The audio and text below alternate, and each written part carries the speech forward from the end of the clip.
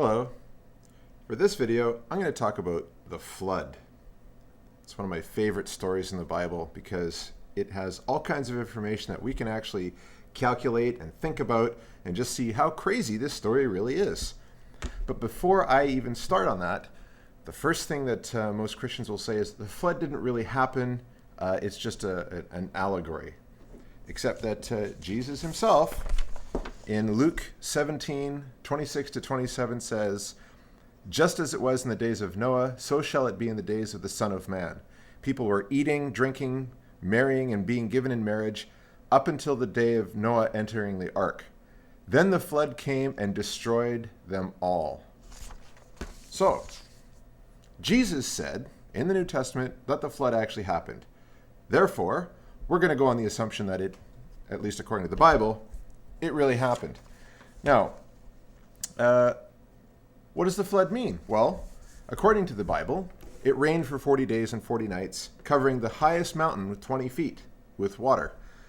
The tallest mountain is Everest, and for it to rain enough to cover Everest by 20 feet, keep in mind something here. The ocean is on average about 12,200 feet deep. That's the average depth. Everest is 29,028 feet above sea level. So it's like almost 3 times as tall as the deepest or as the average depth of the ocean. So that means more than 3 times as much water has to fall in 40 days as in all the oceans, as in all the oceans. And even more if you understand how the sphere works, and as you go farther out, it actually gets larger. So it's actually worse than that. How fast would the rain have to come to cover the world with 29,048 feet of water? That's approximately 200 meters per day in 40 days and 40 nights. 200 meters of rain a day. The heaviest rainfall on record is approximately 1 meter in 24 hours.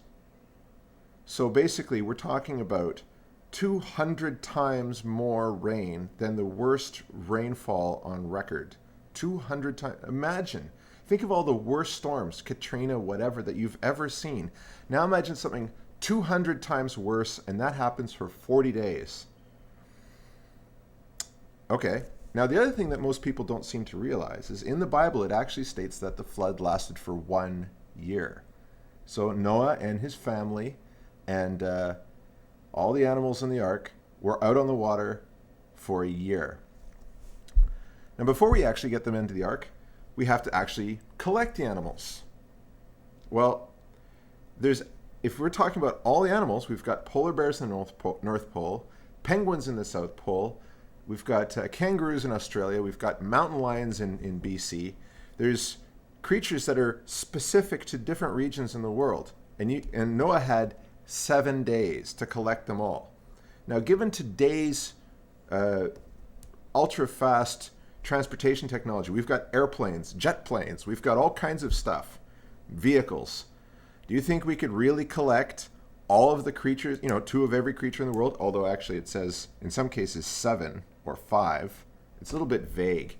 Anyway, let's say it's just 2. 2 of every creature in the world, of every species, in 7 days? Impossible.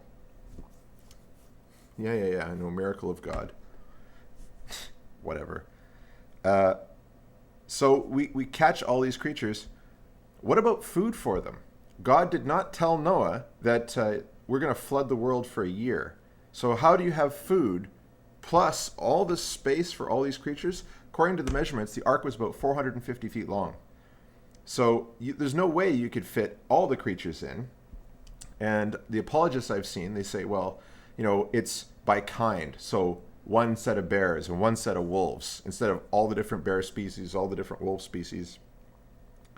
So basically what they're saying is they're relying on evolution to create all the different species that we see now because only 1 of each type was brought on the Bible. So it's kind of funny that a Bible story actually requires evolution to make any kind of sense. So that's ironic. Anyway, once we got all the creatures on the world on the ark, what about food and water for a year? And then sanitation and circulation. You know, you're in a stuffy cabin. The only thing that he's supposed to create for windows is these 18-inch windows at the top. So it's really tall. It's like, I don't know, I forget exactly how tall it's supposed to be. It's like 4 or 5 stories tall, but only 18-inch windows at the top. So most of the creatures are actually going to have problems breathing, if not suffocating and dying. And what about the spread of disease? Because, you know, we've got ticks and fleas and stuff going from creature to creature. And cages. Was Noah told to create all these different cages of all these different sizes? No. So the creatures would just be running all over the place, eating each other. That's another thing. Food for a year, half the creatures on the boat are carnivores. The insects and the mammals, half of them eat other insects and mammals. So there goes half your cargo right there. And what about offspring? You know, in a year, you're going to have lots of offspring being created, especially by the smaller, faster breeding groups. So it's just a giant mess. It can't happen that way. And then, after a year, all of the plant life on the planet, all of it, grasses, trees, vegetation, everything would be destroyed because a year of submersion, especially saltwater submersion, is going to kill pretty much everything. So basically, the world would be covered in seaweed and coral and all the other underwater things. How's that going to help anybody? And when the ark comes down, finally, there's the olive branch. There'd be no olive trees. And let's not also forget that after a year on the water, with all the winds blowing of that giant storm, Noah would be nowhere near the Middle East after a year. He'd be who knows where, but not there. So he'd be nowhere near where he started. And then the rainbow. You know, supposedly God created the rainbow as a promise never to do this again.